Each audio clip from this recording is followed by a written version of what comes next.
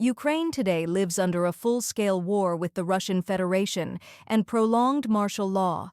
Frontline areas face regular shelling, while cities far from the front live with the constant risk of missile and drone strikes. At the same time, the state is trying to sustain its armed forces through broad mobilization of civilians. Formally, Ukraine's constitution guarantees freedom of movement, protection from arbitrary detention, and equal treatment before the law. These guarantees extend to men of conscription age as ordinary citizens. Under wartime regulations, these rights are significantly limited. Most men of military age are not permitted to leave the country, and their movements are closely regulated. Territorial Recruitment and Social Support Centers, or TCCs, together with police structures, are responsible for enforcing mobilization rules. Eyewitness video and local media show how this enforcement looks in everyday life. Patrols stop men in streets and on public transport, check identity documents and military registration papers, and in some cases escort them to recruitment offices. Similar checks are recorded near markets, workplaces, and leisure areas, turning routine routes into potential points of detention. Human rights groups and legal experts have expressed concern about some of these practices.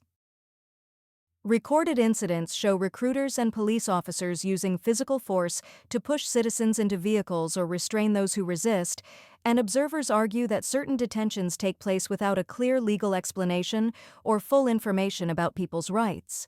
Connection EV traffic rules are also affected during such operations. Footage shows official vehicles stopping abruptly in traffic lanes or blocking pedestrian crossings, while officers detain individuals, blurring the boundary between planned law enforcement action and sudden street confrontation. Euronews. For men of conscription age, daily life is shaped by a double pressure. There is the external threat of ongoing hostilities, which makes mobilization a priority for the state. At the same time, there is the internal pressure of document checks, summonses, and the possibility of being detained during an ordinary walk, commute, or visit to a public place. Residents react to this reality in different ways. Some avoid crowded locations or change their usual routes to reduce contact with recruitment patrols. Others keep documents ready and use mobile phones or security cameras to record interactions with officials, creating their own archive of what happens in the streets. Taken together, these recorded incidents, from busy avenues to residential courtyards, form a picture of life in Ukrainian cities during the war. They show repeated identity checks, arguments over summonses, and disputes about whether a person can be taken away immediately or has the right to legal assistance. In this visual record, the tension between emergency mobilization measures and the protection of civil rights is present in every stop, every detention, and every encounter between ordinary citizens and representatives of recruitment offices and law enforcement agencies. Свої службові обов'язки. Ви Конституцію порушуєте кожен день, закони порушуєте кожен день.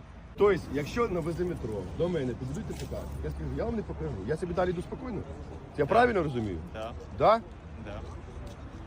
Ну реально, ну ви що, весь народ за дурнів чи тримаєте? У дідуся перевіряли військово-обліковий документ, бо він знімав на телефон. Хотіли рота закрити. І так завезде. Ну вам не стидно, не соромно. ТЦК сказала, наприклад, на камеру. Якщо в нашому районі, в Дніпровському, відмовляєшся пред'являти документи, це нормально. Все, ми вас не троємо. Так чого хлопців забрали?